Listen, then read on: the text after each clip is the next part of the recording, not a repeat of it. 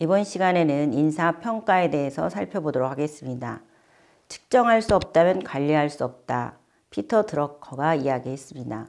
그런데 우리 조직 구성원들은 이 평가에 대해서 굉장히 갖는 그 반응은 부정적인 반응이 더 많습니다. 평가는 골치 아프다. 주관적인 평가다. 정실에 치우친다. 또 평가를 했다고 해서 그 사람이 바뀔 것인가. 평가는 불가능하다. 또 내 잘못이 이렇게 낮은 점수를 받은 건 아니다. 회사의 잘못이다. 시스템이 잘못되었다. 이런 식으로 평가에 대해서 부정적인 반응을 보인다는 것입니다. 우리는 이런 평가를 부정적인 측면보다는 긍정적인 측면으로 받아들이도록 경영자가 노력을 해야 되겠습니다. 자, 인사평가 제도의 구성 요소로서는 7가지가 있습니다. 먼저 이 평가 결과를 어떻게 활용할 것인가. 두 번째, 평가의 기준은 무엇인가? 어떤 방법으로 할 것인가? 평가의 주체는 누구고 평가 단위는 무엇으로 할 것이며 평가 주기는 어느 정도로 할 것이고 공개를 할 것인지 말 것인지 이러한 7가지의 구성 요소가 있습니다.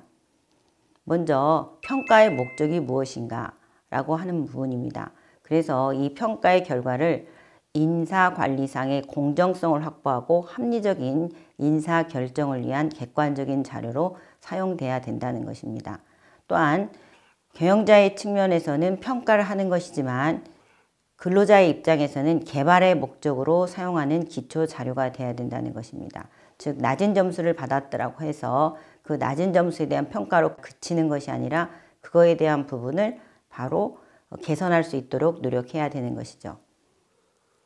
평가 기준을 살펴보면 평가 기준은 무엇로 할 것인가 라고 하는 부분에서는 능력, 태도, 업적으로 주로 설명하고 있습니다. 그래서 주로 아웃풋을 얘기하는 것뿐만 아니라 인풋도 해당된다는 거죠. 필요한 능력, 자, 그 다음에 태도 이런 부분까지 다 포함할 수 있도록 평가 기준을 만들어야 하는 것입니다. 평가 방법으로서는 상대평가와 절대평가가 있습니다. 우리가 모든 평가는 상대와 절대가 있게 되는 거죠. 자, 상대평가는 구성원들 간의 비교를 통해서 우열을 가리는 방법입니다.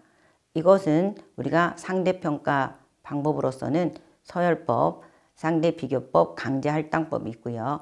절대평가로서는 평정척도법, 목표관리법, 행위기준척도법들이 있습니다. 자, 서열법은 평가자가, 즉 관리자가 평가할 대상들을 서로 비교해서 우수한 직원부터 마지막까지 순서를 정하는 방법입니다.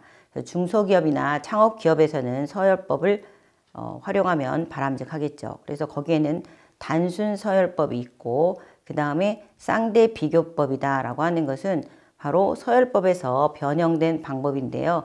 1대1을 비교하는 거죠. 우리가 토너멘트 식으로 비교를 해서 우수한 자 올리고 또 올리고 이렇게 해서 상대 비교법을 할 수 있습니다. 또 아니면 강제할당법을 하게 되는 것이죠. 강제할당법은 A를 몇 % 주겠다, B 몇 % 주겠다 사전에 등급과 비율을 정하는 방법입니다. 그 다음에 이제 절대평가는 평정척도법, 우리 많이 하고 있죠. 1점에서 5점 정도 가지고 평가를 하는 거. 그 다음에 행위기준척도법은 행위를 가지고 평가하는 것입니다. 그럴 때는 이 행위를 할 수 있다라는 행동에 대한 기준을 만들어야 되기 때문에 창업기업이나 중소기업이 어려울 수가 있는데요. 그러나 이것도 우리가 그 NCS를 가지고 살펴보시면 됩니다. 그 중에서 행위는 눈으로 볼 수 있는 거죠. 측정 가능한 거, 뭐뭐 할 수 있다라는 행위 준거를 가지고 만드셔도 되겠습니다. 또한 요즘에는 목표관리 제도로 MBO 제도로 실제 현장에서 많이 사용되고 있는 방법이라고 볼 수 있습니다. 자, 평가 주체를 누가 할 것인가 라고 하는 거죠. 그래서 평가 주체는 보통 우리가 상사가 한다라고 하는 거죠. 그래서 1차 평가는 직속 상사가 하고 2차는 관리자들 또는 경영자들이 하고 있죠. 그런 평가가 전통적인 평가인데요. 요즘에는 360도 평가도 많이 사용되고 있습니다. 그래서 동료평가, 상사평가, 부하평가, 심지어 유통업 쪽에서는 고객의 평가도 반영하고 있는 현실도 있습니다. 평가 단위는 어떻게 할 것인가, 즉 한 사람의 평가자가 평가할 수 있는 범위를 우리가 통제 범위라고 합니다. 그러면 창업이나 중소기업은, 특히 창업기업은 경영자가 다 평가할 수가 있겠죠. 그렇게 되면 통제 범위라고 할 수 있습니다. 자, 그런데 이렇게 평가 단위로 인해서 발생할 수 이슈는 관리자의 평가가 어려울 수도 있다는 것입니다. 또한 구성원들의 비교도 어려울 수도 있겠죠. 그렇기 때문에 이 평가가 단위를 어느 정도 하느냐 하는 부분에서 어려운 문제입니다. 부서 간의 비교도 어렵겠고요. 또 관리자가 이 평가를 어떻게 하느냐 하는 부분이기 때문에 가장 바람직한 방법은 직속 상사가 해당 부서 구성원을 평가하는 방법이 관찰이 가능하기 때문에 이 평가가 이루어질 수 있는 것입니다. 그래서 평가 범위 단위를 어느 정도 하는가 하는 게 중요하다고 볼 수 있습니다. 자, 그 다음에 평가 주기는 어느 정도 하느냐라고 하는 거죠. 즉 1년에 한 번 하느냐, 상반기, 하반기 두 번으로 나누냐라고 할 수가 있는데요. 창업이나 중소기업에서는 1년에 한 번 정도 하면 되겠습니다. 자, 마지막으로 중요한 것은 평가의 내용을 공개할 것인가 라고 하는 문제입니다. 그래서 평가의 구체적인 내용과 점수를 피평가자에게 알려주고 피드백을 제공하는 것입니다. 이때는 점수를 공개하고 피드백을 할 때 면담 형식으로 하는 것이 가장 바람직하겠습니다. 대면 면담을 해서 무엇이 개선되어야 되는가 하는 부분을 설명해 줄 수 있어야 되겠습니다.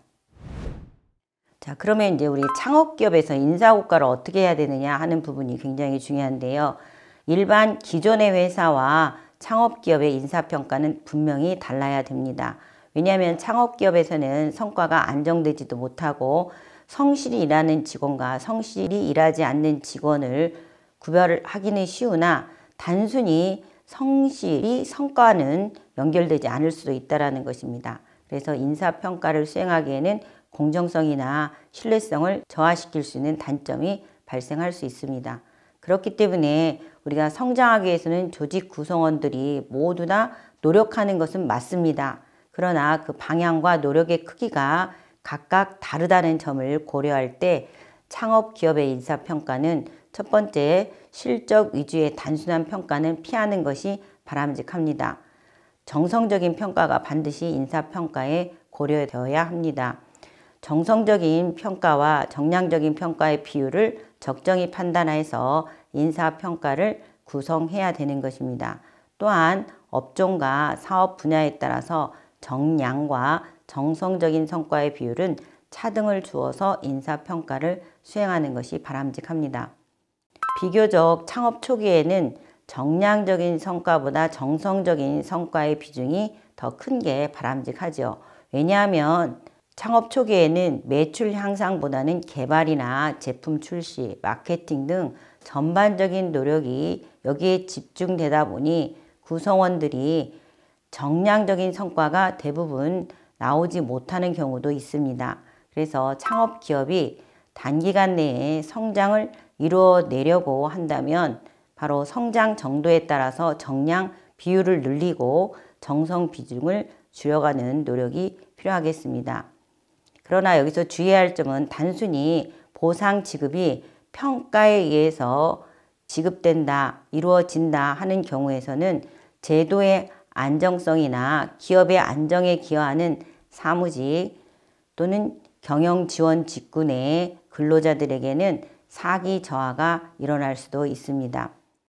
인사평가는 정량 비율의 증가, 정성 비율의 감소로 정량과 정성을 6대4 정도 반영하는 것이 바로 성장 정도에 따라서 기업의 형태나 사업 분야에 따라서 고려할 내용으로 봅니다.